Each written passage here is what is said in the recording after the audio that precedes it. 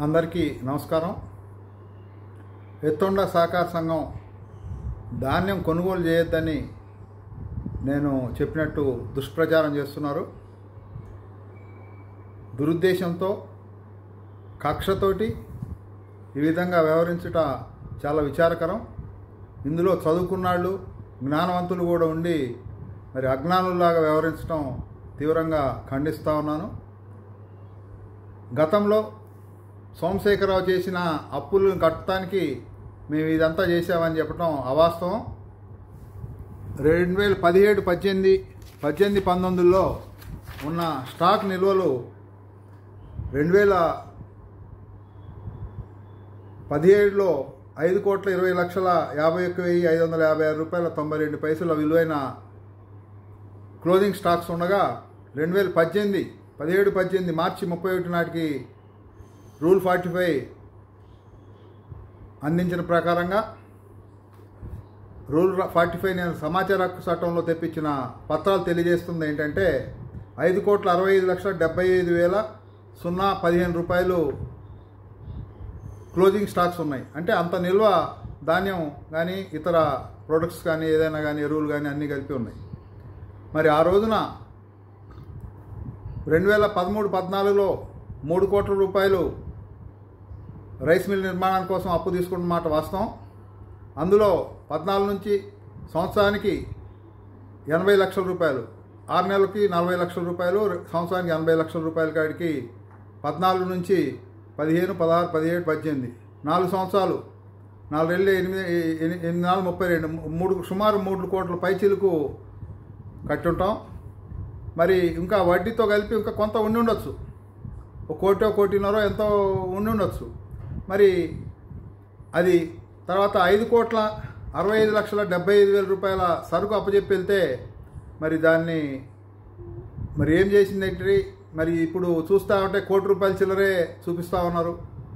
అది కూడా ఆ నిల్వలను కూడా మార్పిడి చేసి సివిల్ సప్లై ధాన్యంగా చూపించే ప్రయత్నం జరుగుతూ ఉంది. మరి సివిల్ సప్లై ధాన్యం అమ్ముతూ ఉన్నారు. మరి అది ఎవరు పట్టించుకోవట్లేదు. సుమారు 40 నుంచి 50 వేల క్వింటాళ్ళు ధాన్యం అంటే సుమారు 10 కోట్ల రూపాయల ధాన్యం అక్కడ లేదు. ఆ విషయం ఎవరికి పట్టలేదు. కానీ సోమశేఖరరావు కొనొద్దని చెప్పాడు, రైతులు ధాన్యం కొనొద్దని చెప్తే నమ్ముతున్నారు. నన్ను అడగచ్చు కదా మీరు, నేనెందుకు కొనొద్దని చెప్తాను?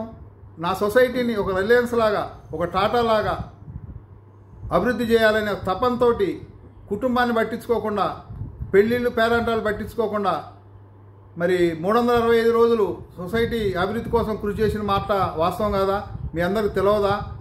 ఎవరో ఏదో చెప్పగానే నమ్మేసేసి ఈ విధంగా మాట్లాడటం చాలా శోచనీయం. అది మిమ్మల్ని మీరు కించపరుచుకుంటున్నట్లే. ఒక ఆదర్శవంతంగా, దేశంలోనే ఆదర్శవంతంగా సహకార సంఘాలు ఒకదానిగా తీర్చిదిద్దిన వాడిని ఈ విధంగా అవమానం చేస్తూ ఉంటే అందరు చూసి ఉండటం కూడా చాలా శోచనీయం. మరి సొసైటీకి ధాన్యం ఇప్పుడైనా ఎవరన్నా కొనుగోలు చేయకపోతే చెప్పండి, నేను బాధ్యత తీసుకుని అది కొనుగోలు చేసి ఏర్పాటు చేపిస్తా. మరి సుమారు 10 కోట్ల ధాన్యం లేదని జిల్లా యంత్రాంగం చర్యలు తీసుకుంటే అది నేను తీసుకుంటున్నట్లు మరి ఆ ప్రచారం చేయటం చాలా శోచనీయం. నేను గత 2 సంవత్సరాలుగా సహకార సంఘంలో ఉండాల్సిన ధాన్యం లేదు, చర్య తీసుకోండి అని నేను అనేక లేఖలు ఇచ్చిన మాట వాస్తవం. కానీ నేను ఎవరికి భయపడను,